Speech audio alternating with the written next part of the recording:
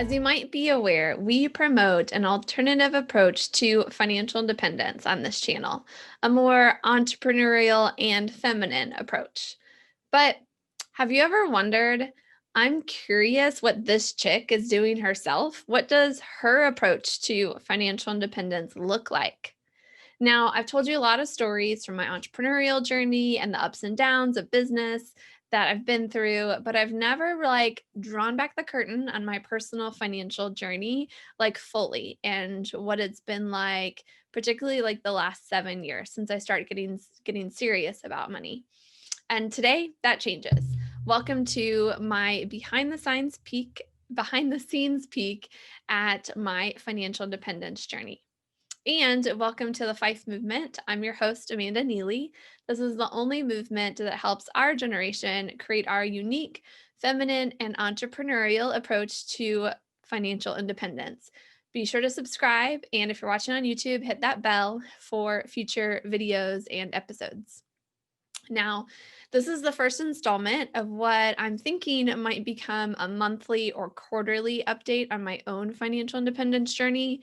I want you to let me know, though, if you like this and if you want more of videos like this or episodes like this.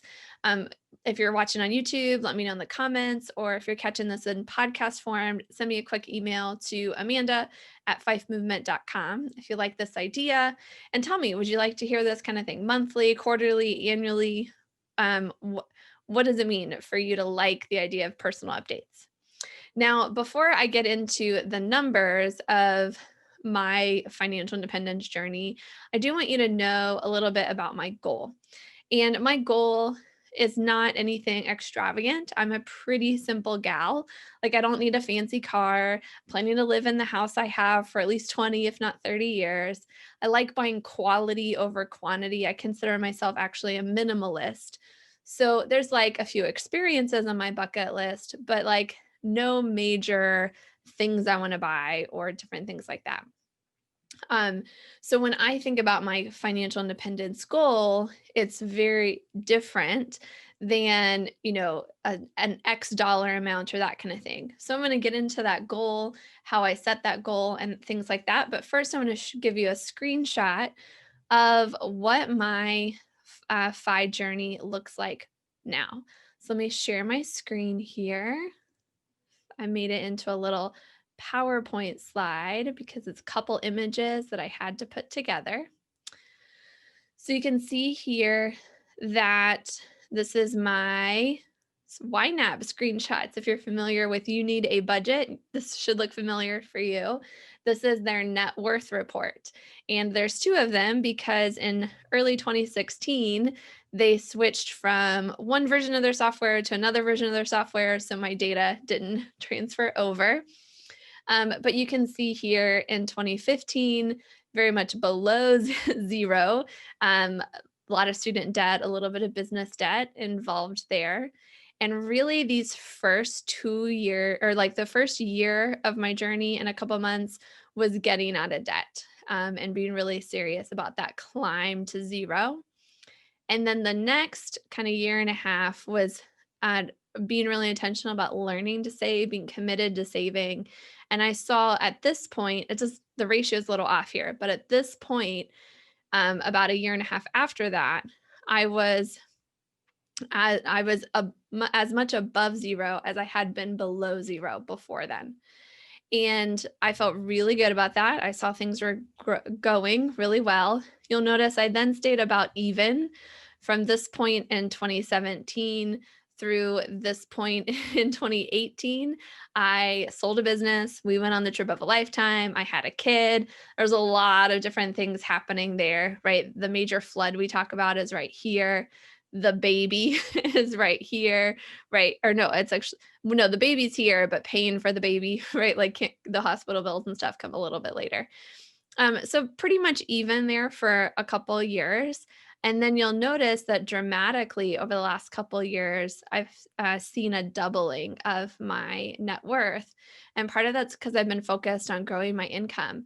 As you might guess, financial services is a little more lucrative than selling a latte or a cup of coffee. No surprise there. It's and that's part of what wasn't fulfilling about the coffee industry to us is we were giving so much but not getting very much in return. And I think you would agree that people should be compensated and compensated well for what they're doing. So a lot of this for sure involves higher income, but a higher income wouldn't do that alone. I also had to continue to save. As my income increases, my savings has also increased along with it.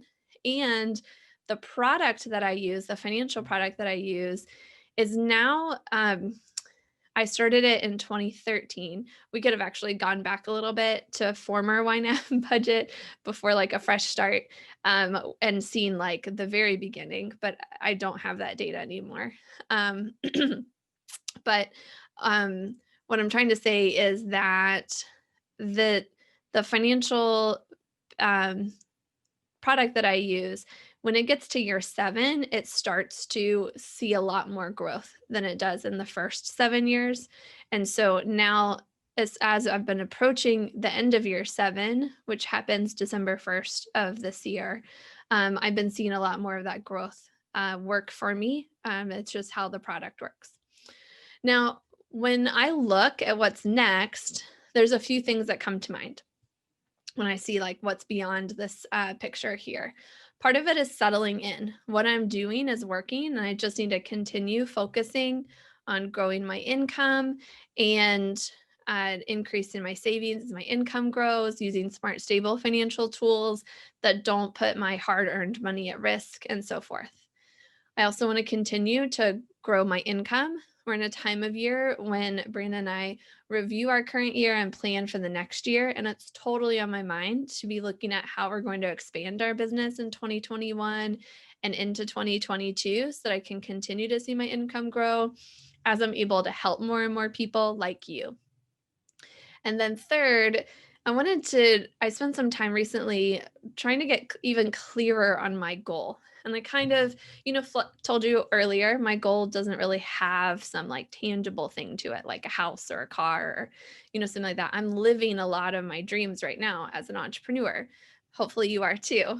Um, but to me, financial independence means that I'm able to help people align their money with their goals and values, which is what I do now, but to be able to do that with absolutely no required pay. Then I'm not think I mean, I don't think about commissions now, but I still receive them. And I know that's like still a factor for if people work with me or not, right? I could start charging fees, right? But I would love to be able to operate in what they call the gift economy, where there's no required pay. There's no commission, no fee, nothing. I just help people, help them align their money with their values and go forward. And they can compensate me however they'd like or not. In order to achieve that goal, and even compensation is not the right word there, but I think you get what I'm saying. And in order to achieve that goal, my main objective is to have passive income to cover all my needs and a few of my wants. And factoring in inflation and such, that puts my projections that I have will put me at age 65 and they'll require about 17 times my current net worth. So going back to that thing here, where I'm at now, it'll take me till I'm 65 to 17x that. And I need to 17x that to really feel like I can be operating fully without regard for pay or required pay.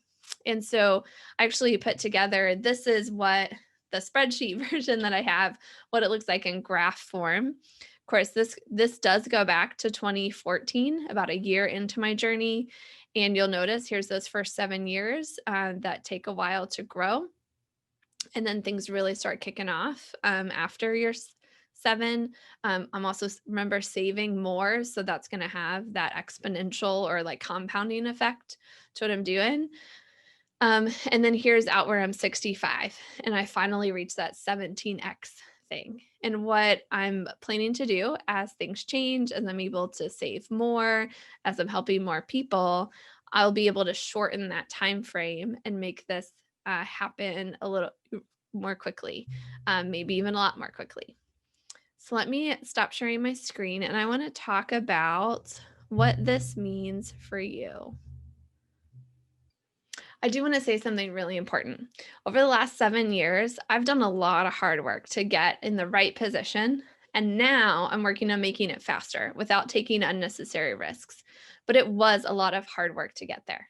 Now, some questions for you to ponder for how my story might help you. The first one is there anything you need to just settle into and be content with just making progress without really changing up anything? Maybe it's your current debt payoff routine. Maybe it's a current savings plan that you have that you're waiting for the cash to pile up, but it's taking time, right? As they say, good things take time. So, what areas do you need to be patient for enough time to pass, enough time for that seeds that you've planted to actually grow into full blown trees? And then, secondly, we're in this beautiful time of year for reflection and goal setting. How might you spend some time really reflecting on 2020 and then setting goals for 2021? I know some of this year has been really hard to think about, but what if you carved out an hour or two to record the biggest moments of this year and what you learned from those moments? And then and only then move on to your goals. Brandon and I do this every year. We have a whole system to it now. And I believe from my own experience that we set better goals because we're setting them within the context of reflecting over the past year or past several years and how things have been going and what we want to see stay the same and stay and be changed. And then as you move on to those goals, how might you need to be clearer on what your goals are? I found Gary Keller's one thing approach very helpful here. You dream big, you dream that lifetime type goal, like 17xing my net worth, and living in the gift economy, but then you break it down into 5 year, 1 year, quarterly, monthly, weekly, and or daily goals. Next time I'll do one of those kind of personal updates where I share more about how I'm breaking down that goal and what some of my shorter term goals are to continue along my financial independence journey. But again, as I wrap up today, please let me know in the comments on YouTube or by email at amanda@fifemovement.com if you like this personal update on my FI journey and how often you'd like me to do them, monthly or quarterly. If you're listening to the podcast, my apologies that some of the video parts might not come across. Be sure to look for the video link in the show notes of this episode. Bottom line, I found it tremendously helpful to get serious about money over the last 7 years. It's actually helped me enjoy life more. So why not start or further your own journey? A big catalyst for me was having a professional on my side. If you want a professional to listen, help you think through what get serious about money means for you, I'd love to help. Please reach out at amanda@fifemovement.com or via our website, fifemovement.com. Thanks for joining me and connecting with the FIFE movement as you go about your day today. Remember, wealth is coming your way. Your quest is to prepare for using it well. And if this content today has been helpful to you, please hit the share button and share it with someone you think it would also be helpful for. And hit that subscribe button so that you don't miss the next episode of the FIFE Movement podcast/video YouTube channel. My gratitude for being here with me today. To help this video be seen by more people, please hit the like button. We have your feedback in the comments too.